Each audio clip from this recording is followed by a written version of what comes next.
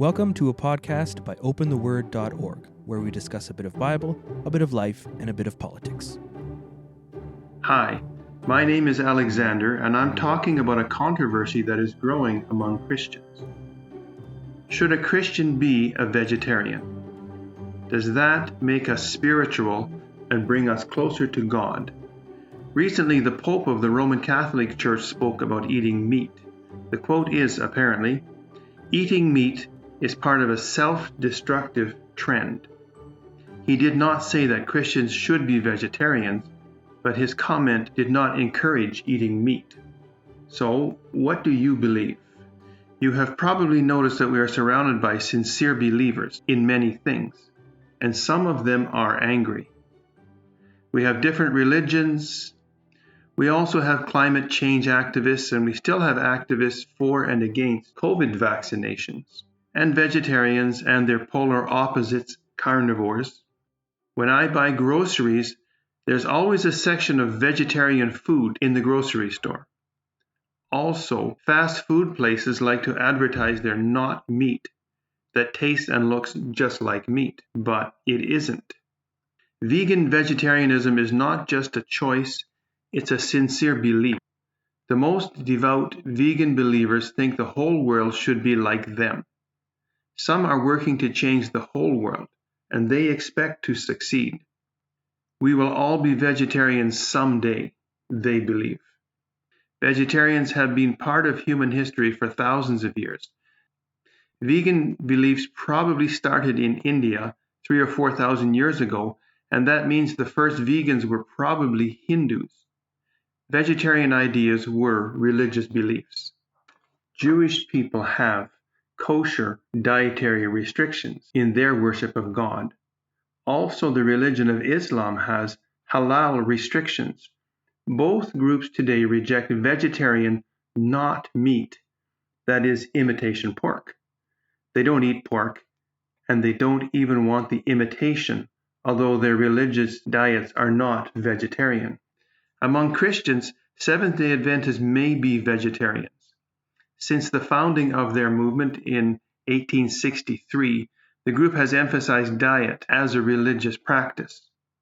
Some choose to follow the Old Testament restrictions in the book of Leviticus, including no pork or shellfish. Others follow partial vegetarian diets with animal products like milk and eggs. And some are strict vegan vegetarians. Also, if you go to a restaurant, check the menu for the daily specials.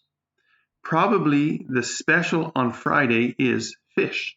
That is from a Roman Catholic tradition of not eating meat on Friday. This helped avoid some types of meat, at least on Friday, and that has influenced restaurant menus. Vegan beliefs circulated among the first Christians, and they are mentioned in the New Testament. Some of the first Christians were vegetarians. We don't know much about them, but they are mentioned in the Bible.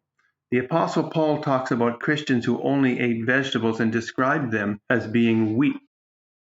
Some Christians were concerned that the meat sold in the markets had been sacrificed in temples to pagan gods, and such contaminated meat would somehow affect them spiritually. Possibly they just stopped eating all meat instead of selecting meat by its source. Whatever caused some Christians to be vegetarians, we have these words. One person believes he may eat anything, while the weak person eats only vegetables. That's Romans, the book of Romans, chapter 14, verse 2. This was a picture of life among the first Christians.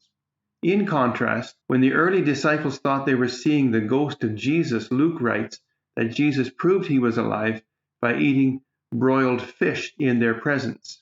And that's in the book of Luke, chapter 24. The story is from verse 41 to 43. The false principle is the same everywhere. True believers must control what they eat or drink if they want to be correctly spiritual. So, what is the religious truth about not eating meat?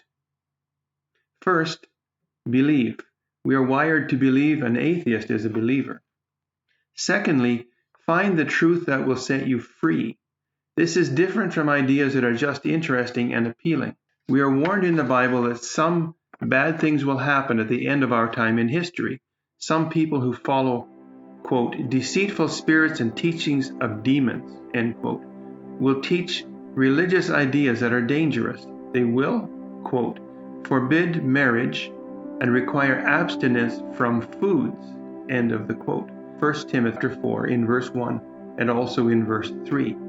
In other words, they will promote salvation through abstinence. Don't do this and you will be saved. This is like a magician's trick. What we believe will be switched to something that looks the same but is completely different. We will be taught that we find truth in don'ts instead of do's. Jesus saves changes to abstinence saves. This was a big concern among the first Christians. There is truth much higher than abstinence. Here's a quote. But food does not bring us near to God. We are no worse if we do not eat, no better if we do. That's in 1 Corinthians chapter 8 and verse 8. Also, therefore, if what I eat causes my brother or sister to fall into sin, I will never eat meat again so that I will not cause them to fall. That's in verse 13 of the same chapter. The choice to eat meat was based on a concern for a brother or sister's spiritual welfare. For someone who ate meat, the sacrifice was not too great if it kept someone from falling in the relationship with God. The higher truth than dietary rules was love for brothers and sisters. Thank you for listening, and I hope that you can find some higher truth in these words. Thanks again for joining us on our podcast. Please check out our website at opentheword.org. If you enjoyed this podcast, please subscribe to receive notifications of future broadcasts. As well, please take a moment to provide a rating and even a review. Thanks again for listening.